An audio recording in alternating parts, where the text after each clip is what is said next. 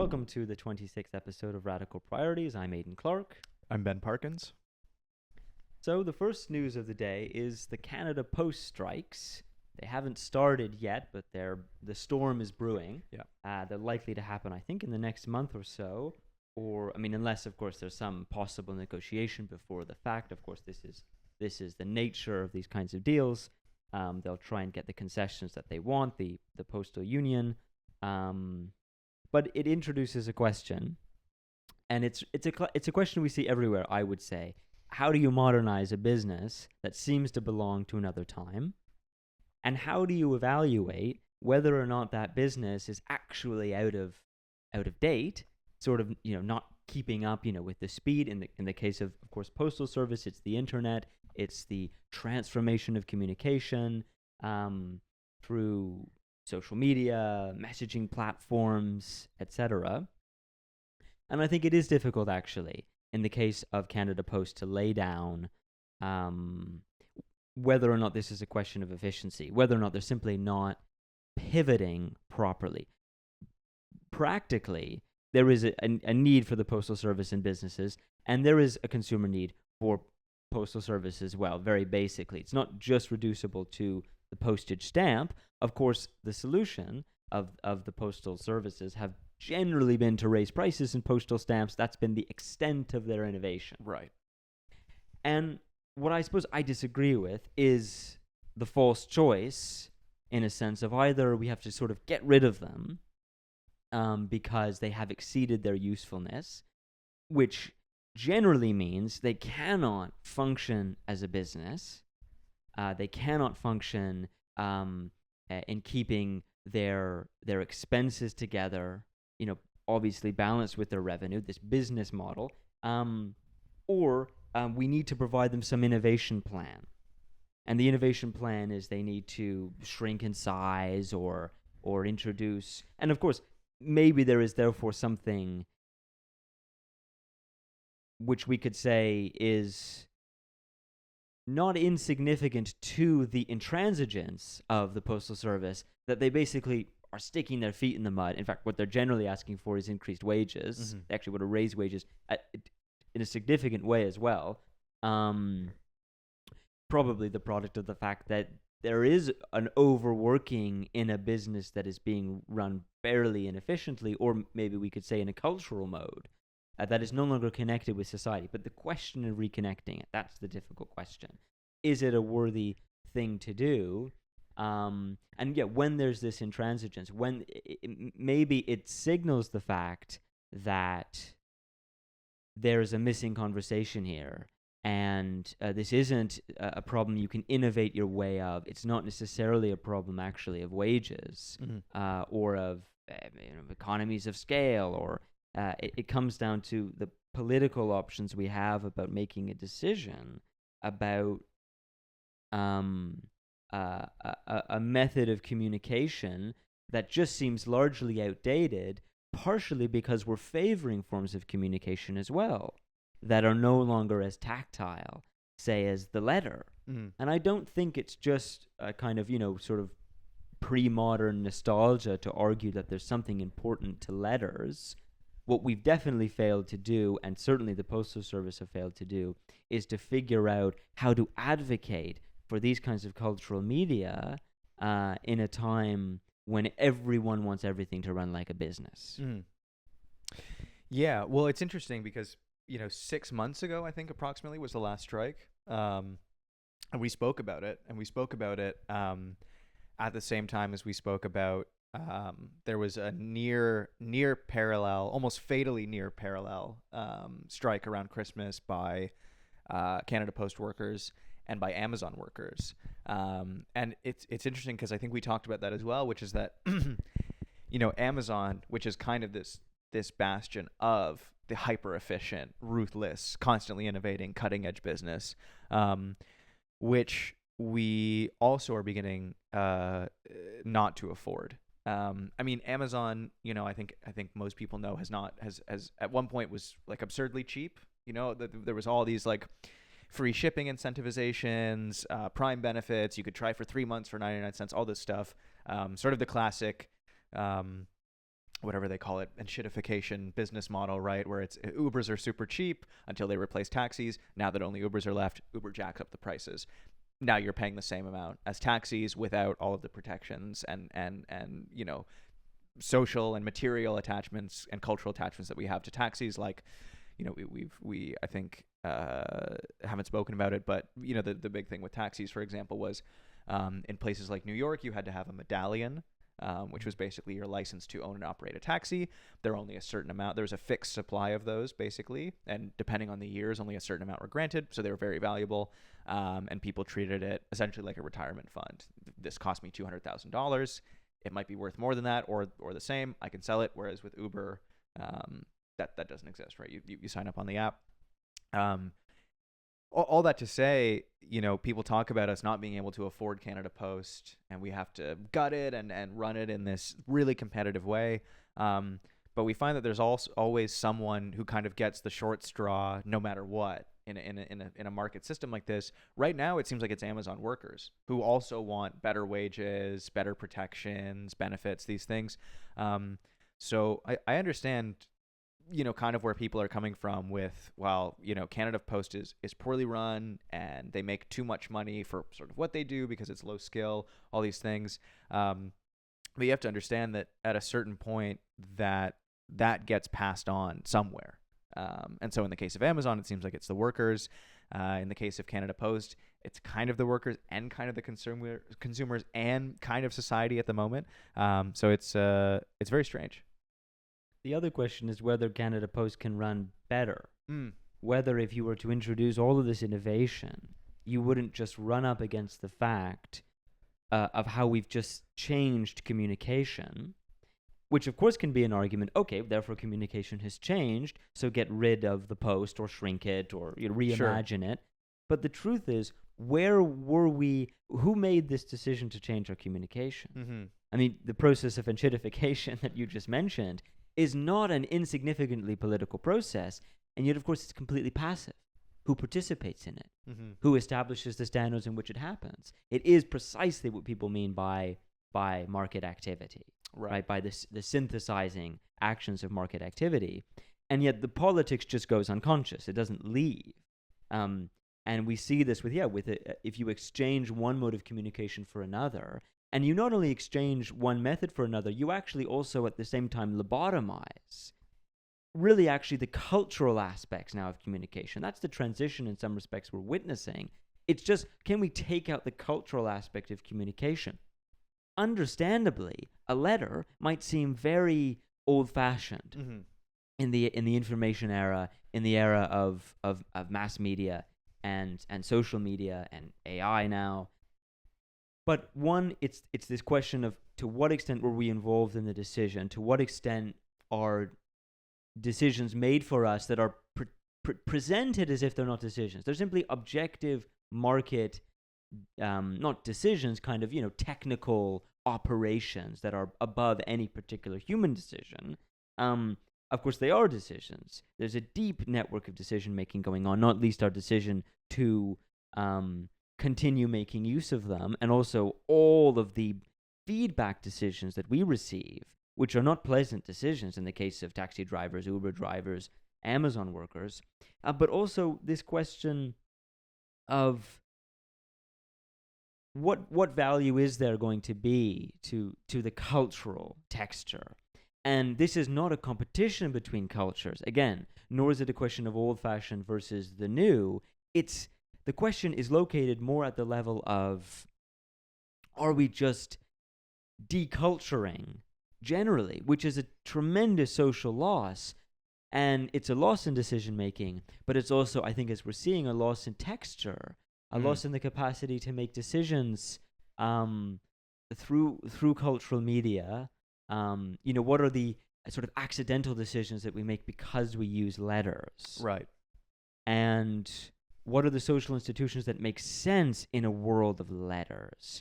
It doesn't surprise me that in a world in which letters do not exist, it also becomes impossible to afford the Post, which for a high-tech, advanced society like ours would seem like a strange contradiction. We can't afford the old fashioned is increasingly what happens Right. in modern economic societies. Mm-hmm. Yeah, it's almost as if there's this version of everything, that there's this sort of pure efficiency that exists somewhere, and that it's that, the markets through competitiveness are always channeling us in this direction. That, of course, instant messaging is cheaper because you can do it electronically, and it doesn't require whatever sawmills that turn into paper mills, that turn into all these things. Totally. But I think that people often forget that it works in the inverse way, where it's actually that we actually did make certain decisions to optimize those things through our decision making. I mean, think about how much more technologically advanced, and how many more different parts from different places of the world, how many experts, how many people goes into making something like a smartphone. And yet a smartphone is somehow cheaper, at a certain point, than sending letters. The smartphone will pay for itself. And yet it's like, well, letters are something that we've had for hundreds and hundreds of years. It seems like it should be cheaper to do this old fashioned thing that's very, very simple, that everyone knows how to do, that requires resources that are not complicated, and yet somehow it's more expensive. And I feel like the perception of that is, well, actually that was all wrong, and we used to be really inefficient, and that was really bad, and now we have this new thing that really is efficient, and that's why it's cheap. And it's not that, no, we decided that this is cheap, and that's what makes it efficient. It's actually the inverse. Oh, it is the inverse. It's actually much more expensive to do communication the way we do it now, in the same way that globalization, far from being this cheapening, is extraordinarily expensive, but the costs are not factored in. Right. And I don't just mean social costs. I'm also talking about economic costs. I mean, the cheapening, for instance, or the inflation of money is a consequence of globalization, right? Because think about it. I mean, you have a bunch of cheap goods. Your money is stronger, but it's indexed to fewer things in a sense. Right. And what can you afford with your inflated wages? Well, the cheapest things on the market, which are supported by a globalized system. So there's a cycle there. But to your point about, again, letters and how have we afforded them in the past, and the sawmill, once you lose your relationship with the sawmill or the trees, it becomes very difficult to afford it. And then it's the most expensive thing to get that culture back, those social technologies back, those ecologies back. And at the same time, and this is the really scary part, is that making a phone, making message platforms and message services actually is extremely expensive, principally because of the artificial cost of it as well. And the artificial cost, what that means is that, the amount of debt, the amount of financialization involved in creating a smartphone, in maintaining massive big tech platforms who have to have an extraordinary political mandate to be able to negotiate with all the governments of the world in order to piece together all the different rare earth minerals, etc., and metals that go to create the phone. And there are many examples of these kinds of modern economies and modern products creates extraordinarily artificial costs, because one, to maintain the debt system, two, to maintain the ownership system of big tech, it results in, you have to basically de-democratize, you have to leverage entire nations like the Congo in order to essentially exist for the sake of resource extraction. Mm-hmm. This is not only this is not a positive politics, it's important that we recognize in what respect the cost is repressed. And, once you don't have letters, you cannot explain anymore the value of the letter. Right. Yeah, you cannot qualify the sawmill or the trees. And again, it will appear old-fashioned and unbelievably expensive to get those things back. But you should ask yourself a slightly meta question. Not only why did it suddenly get so expensive, but why is it that things that, in a sense, as you were already emphasizing, should be domestic and cheap and available, have become irretrievable politically and economically? Yeah, it also kind of makes me think about the social dimension of the value of a letter is that, you think about, this is kind of a boomer point, but you'd write a letter to someone and you might write one once a month or something. Let's say you're a student at college and you could update your family on the key highlights that happened to you over that month, and you would have presumably some kind of narrative, some kind of sense of self. You would be putting these things down, and then of course, let's say you visited your family once every 5 months. You could fill in tons of gaps that had happened between the letters, things that couldn't make the letters, all these elements. And you would really have to engage, and you'd have to think about it, and you would have to apply some kind of take some pride in, oh, when I see my family in 5 months, what's the narrative that I get to tell them, and how do I really think about myself and communicate myself in this way. And there's a real connection there. They would ask questions, you would give answers, you'd maybe have to think about it, you would have to recontextualize and maybe reaffirm or correct and admit you were wrong, all of these things with this advice from these people, or your friends or whomever. And now we have kind of instant messaging, and we have Instagram stories, and we have all these things. And I feel like the thinking there was that, well, people are going to be so much more connected. You can see everything that everyone is doing all the time. They can update you every 2 seconds. But I think we've all experienced this, not seeing a partner for 3 days. But during those 3 days, you've been sending memes and you've been chatting and you've done all these different things. And then you kind of arrive and you have very little to talk about because you've been doing that engagement this entire time. But in this way that just barely fulfills like the mechanical element of it, but has no actual substance. And so now you're both missing the mechanics because you've already done them, but you've not received anything of value, and you've not been able to do that social element of it is totally missing, I find, from instant messaging, digital, all of these things. And it's kind of the part of the things that have filled that are the content algorithms, are what you've thought and felt and reacted to. But of course, your reaction is not laughing, is commenting LOL, is not saying, oh, I really like this, is pressing like, is doing all these things. So the emotional component has been reduced to these sort of binary choices that you do alone, looking at the screen.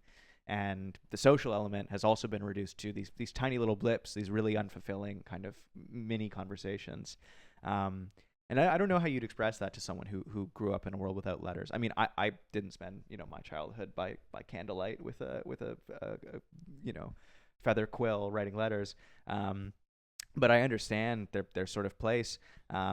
If you have only ever experienced conversation in this way, I think if you talk to any parent of a child under 18 at this point, they'll tell you that they're so connected to their screens. They're socially underdeveloped. They're really lacking in a lot of the kind of niceties that function.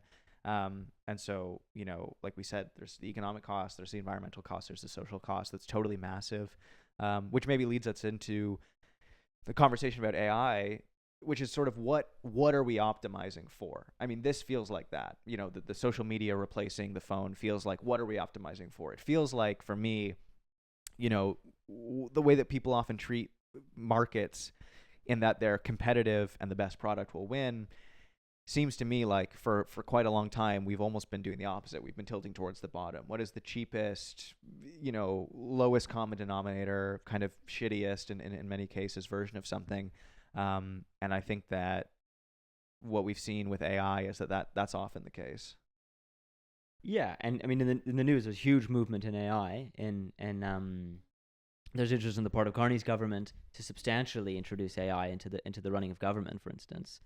And there was a particular line from a Liberal MP out of New Brunswick who is in cabinet, and he said, I think we're going to see our government run like a corporation, Yeah. which I think is long overdue, end quote. And sort of gets us back to the question of, is the option here you simply run Canada Post as a business, or you throw it to the dogs, or you could almost extend the logic to the government? Well, the government's not running, say, in accordance with our newly imposed AI standards, for instance. If it cannot innovate, well, we need to get rid of the concept of government. And I do think, actually, there are people who think this unconsciously. And the reason they think this gets back to this paradigm of cheapness that you were hinting at and also spoke about earlier, which is, to my mind, it's a deep act of overcompensation for the fact that we actually feel like things are tremendously expensive, but we can't seem to explain where the expense is coming from. And this is what you get with kids who, even if they haven't experienced letters, they have this sort of burden from nowhere in terms of the disconnection, because instant messaging would probably function, as would the internet as a whole, if there was also genuinely greater connectivity. I mean, this is one of the maybe sort of ancient problems of technology, in the way that it introduces a disconnection at the same time as it introduces a new paradigm of connection. And it's not just the loss of the old, it's just that technology involves a taking of a certain part of my agency and externalizing it. And what you bank on is that the externalization of my agency, that the putting of my social activity outside from myself or between myself and others into something external to all of us, say, has to do something to society, to the world of connectivity. And the truth is, the internet had a moment in which it did this and could have kept doing this. We mentioned these sort of artificial regimes of debt and finance that have been essential to the political mandate of tech companies, insofar as they want to maintain their absolute ownership of the tech means of production. That cost has resulted in the total disruption of following through on maybe the natural social dynamics that the internet may have introduced. Let's not forget, the letter is a piece of social technology, And again, when we look at the comment of this particular person in the context of introducing AI to government and using it sort of like Doge in the United States to wholesale overhaul efficiency, you get this paradox of you're introducing a concept of efficiency that is not relative to anything else but itself. And therefore, as I've already said, it becomes very difficult to even conceptualize the costs. But when you try and look at what the mandate of government is, what the concept of government is, whether you're for or against it, as with, the letter, the sawmill, the forests, the domestication of resources, and the sovereignty and economic sovereignty that comes from the domestication of resources, or the domestic availability of resources, you do get this question appears of like, okay, to what extent are we in control of what we do? Yeah. And if the phenomenon of economic industrialization, of building the modern political economy, has been what we have, and as you were arguing, as we introduce greater and greater degrees of cheapness, greater and greater degrees of efficiency, do we not reach a point where the snake sort of bites its tail, and you're not sort of getting newer and newer plateaus of efficiency, because after a certain point, industrialization is nothing but efficiency for efficiency's sake. Right. And AI is a new version of efficiency for efficiency's sake. And at the moment, and this is a major news story, of course, in Saudi Arabia, Trump is negotiating $1 trillion worth of economic deals. $600 billion for defense, hundreds of billions of dollars back and forth between Saudi Arabian companies and American tech companies, also to install AI wherever they can. NVIDIA is going to send them tens of thousands of their latest AI chips. Of course, it's all subject to negotiation. It's a giant sort of AI and defense trade deal. But the question, again, you introduced the question of optimization, which stands so starkly, in my opinion, against what if we wanted to have letters? Forget what we've lost. Forget trying to get an old-fashioned technology back, or even the sort of indirect social benefits of the letter. It's actually almost a kind of ruthless economic question.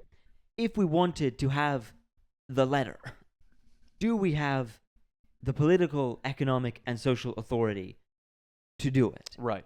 To introduce it? And my impression is we don't. And we refuse, we turn our eyes away from the radical passivity, on the one hand, of, consumerist, neoliberal, global, now AI, post-2008 modern economics. We ignore the costs, we ignore the politics, but we also when you look at government, or you look at a trade deal, or you look at the purpose of economics, it literally is to do something like, okay, we want a sawmill, we want a forest that we can turn into paper because we want people to write letters. And it will be the most abstract question if you're not careful. But it is an abstract question. It's not about a nostalgia for a past time. It's about the pure question of, can we have a letter or not?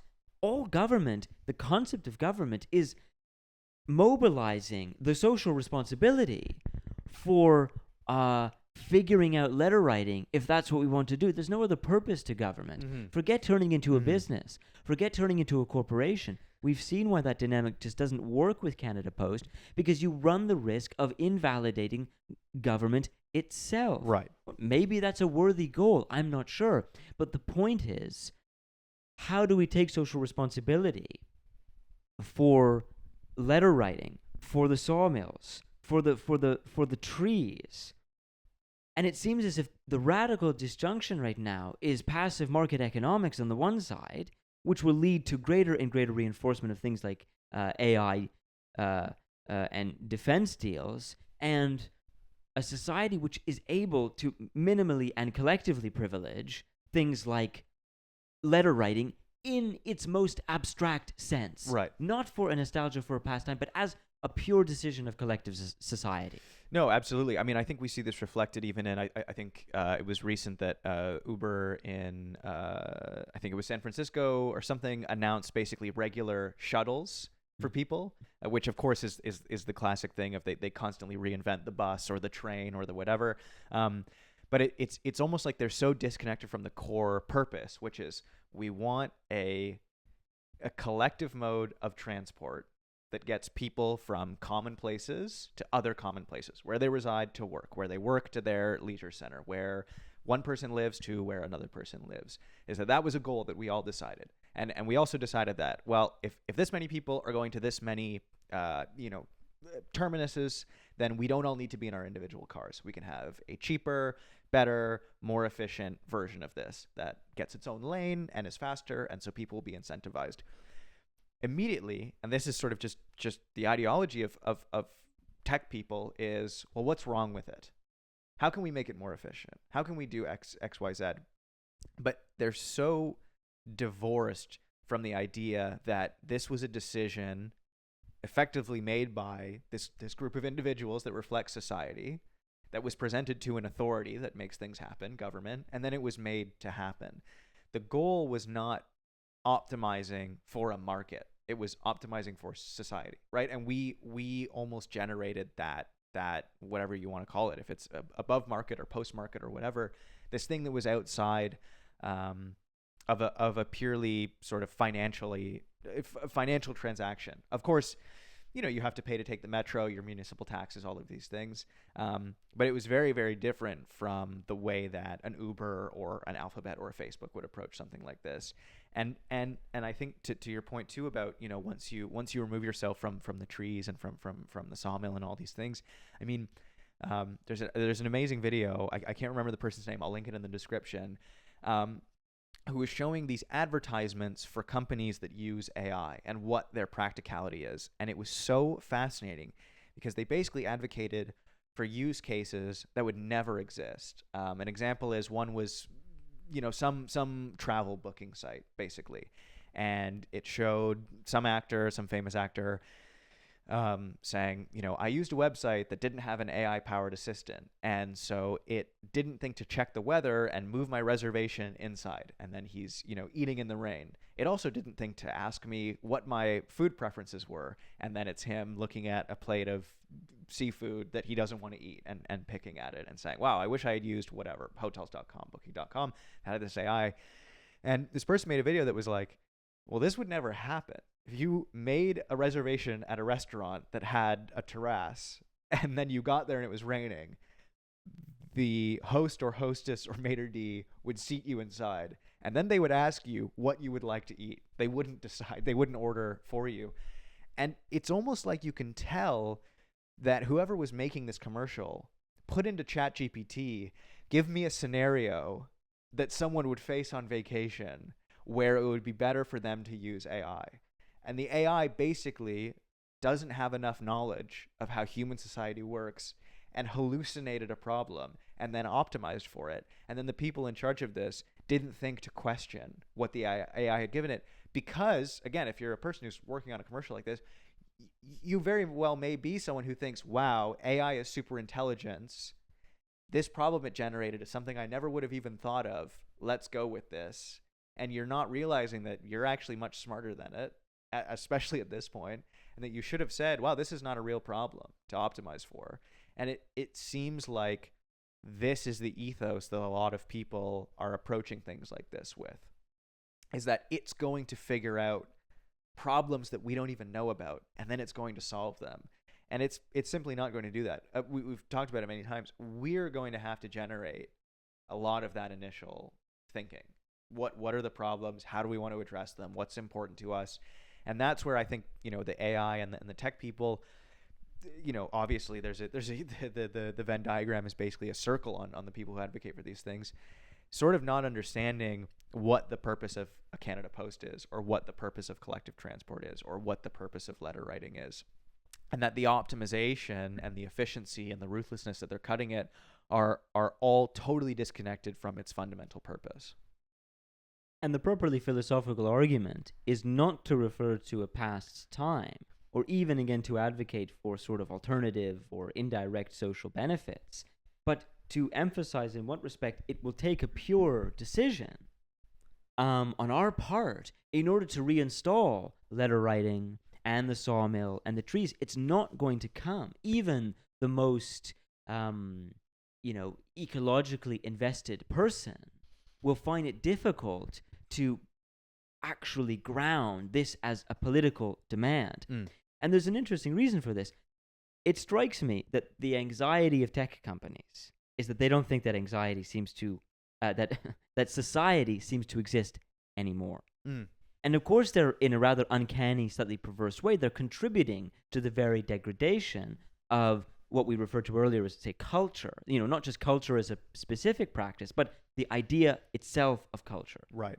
But it's not just that they're contributing to this degradation. It's also that they are weirdly our political candidates for doing something about it. And, I mean, this is reflected in, what some refer to at the more extreme end of the spectrum as the sort of techno-feudal status of tech companies. And yet people have spoken about it actually for many years. And I referred to it earlier when I spoke about the political mandate that tech companies have to have, which is extraordinary. Their capacity to pull strings in Washington, for instance, or any of the centers, financial and political centers of the world, is literally part of their business model. So this accidental introduction of business, politics rather, to business when you get to the far end of the spectrum seems to signal in what respect much of what we're saying about Canada Post holds true, in that the one thing that Canada Post is missing is a meaningful, realizable political mandate. Forget the need to innovate it as a business, because even the most extreme tech companies find the need to engage in some form of politicking. And not only that, there is this, when I call it this anxiety of tech companies almost for us. You see the greater framework of industrialization again. And what I mean by this is that, industrialization has sort of set up in what respect any political or social demand we're going to make cannot be based, ironically, on culture. I think there's no way of escaping this. You cannot go back to some pre-industrial culture where you can simply say, okay, well, we have these, cosmic or indirect social benefits, however you want to describe it, to letter writing or cutting people's heads off or praying to the sun or planting trees. I do think there is some insight to industrialization as a spiritual phenomenon in having ejected us away from any possibility of pre-modern political consensus. But the present system of market capitalism simply represses, takes all of these political demands, the fact that we have to author political decisions directly, and simply says, okay, we have to it doesn't just push them under the rug. It presents us with this total contradiction of, well, we will let markets be the political agents, as if that answers the demands of modern industrial society. But it strikes me that, I mean, not only are markets unbelievably political, but the very way in which they're political is explicable only in the kind of paradoxes that we're trying to extract right now, which are like, again, these sort of paradoxes of information. And I refer to your point about the bad weather and the shrimp. And what is that? Well, not only do we get this beautiful absolute paradox of it seems as if AI itself wrote it, which is a perfect example of what I mean by tech companies are our political actors, even as they are causing this active degradation. Yeah, they've decided what problems we want to solve. Well, that's the paradox. It's not simply that they're hypocrites. It's much worse than their hypocrisy. It's scary in and of itself that they have pitched themselves as political actors, because how in what system is this politically grounded? If industrial society's thesis is, well, there is no naive guarantee for a political authority that is not basically a pure political decision, or an act, I guess, of pure power, on what basis are the tech companies authoring political decisions for modern industrial society? And part of it is, well, they've changed the laws of ownership and, of course, the laws of communication that were, of course, many people argue, were already in a post-market society. Tech companies regulate it. It's not a nice utopian post-market society. But again, the point for me is in the collapse of information. This is why you can't just naively go back to the sawmill or the forest. You literally have to rethink, okay, what is bad weather? What is seafood? Because the truth is that when you have a society based upon instant messaging or crazy tech ownership or radical financialization, it is very difficult to simply not only get information back, but get the engagement back out of which information kind of naively or artificially emerges. This is the paradox of AI. Not only is it simply kind of optimizing for nothing or optimizing for its own problems, right? And everyone's seen that video of the AI that communicates with another AI and they abandon human speech and simply engage in a higher signal. But it's this question of, well, what exactly is AI going to do for human society when the meaning of seafood and the meaning of bad weather have been replaced by the efficiency paradigms of AI. So, and what you will get is a radical, unconscious leftover. What do I mean by this? You will still get bad weather. AI will never fix our weather systems, which are, billions of years in the process of their design. But you will simply get bad weather, except it won't be officially integrated into the AI efficiency paradigm. It will be considered effectively a human problem, what in modern economics we call externalities. And you will get this unbelievable fracturing between the problems that AI can officially politically solve, because it will also take over, of course, our politics, because it has the best ideas and is the most efficient. But things like bad weather, it will not be able to understand on what basis you would ever make a pure political decision to have bad weather. Now, fair enough, this is a problem for human society. We do not have a good political defense of bad weather any more than we have a pure political defense of letter writing. And this is the challenge which industrial society has consistently put to the human being for hundreds of years now. Okay, you have industrialization. This destroys any pre-modern cultural or social guarantees. So how will you organize society except in the terms of radical or absolute efficiency, which will only, of course, generate endless unconscious leftovers, which you will never be able to integrate because they just have this sort of friction or inefficiency that will be sort of, you'll get a kind of AI, I swear, totalitarianism. You will not be able to even describe to AI the bad weather you are experiencing. Either you have to immediately submit yourself to the Stalinist decision of the AI to get out of the bad weather zone, or it will simply be incommunicable to our efficiency overlords or whatever. And it's additionally ironic that the great catastrophe that without question the ecological expense of AI will severely exacerbate is, of course, climate change. Yeah. And this will be the catastrophe and apocalypse that AI will generate, because please look into the cost of running AI data farms. They are bigger than human cities. The cost of running AI will exceed the cost of human society itself. Yes. As if we didn't need yet another paradox behind AI. And therefore, this cost will generate the sort of, let's say, climate apocalyptic conditions, which will only serve to further radicalize our incommunicable or unconscious relationship with AI. Well, it's interesting that, we talked about AI inventing its own problems.